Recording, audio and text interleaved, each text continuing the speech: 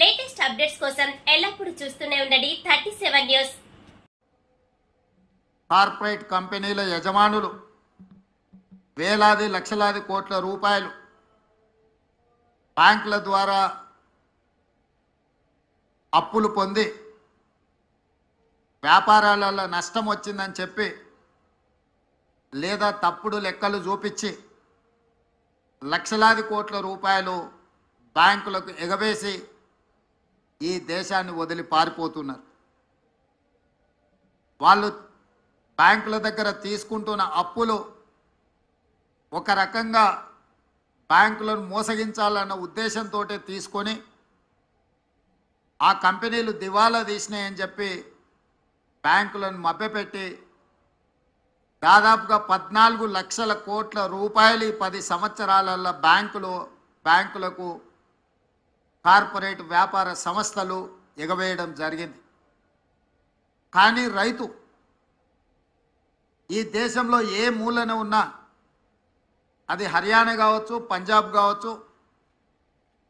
లేదా మహారాష్ట్ర కావచ్చు, తెలంగాణ కావచ్చు, తెలంగాణలో నిజామాబాద్ కావచ్చు, మహబూబాబాద్ కావచ్చు, లేకపోతే మహబూబ్ నగర్ కావచ్చు,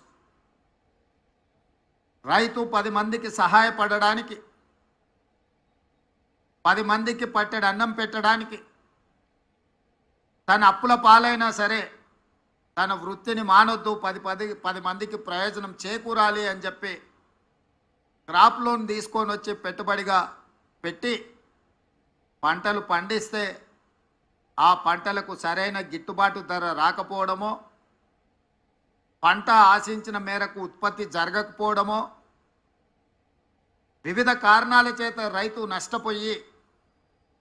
బ్యాంకులో పన్నులు తెచ్చుకున్న అప్పులు చెల్లించలేక, బ్యాంకుల్లో తెచ్చుకోలేని వాళ్ళు ప్రైవేటు వ్యక్తుల చేత అత్యధిక మిత్తితో తెచ్చుకొని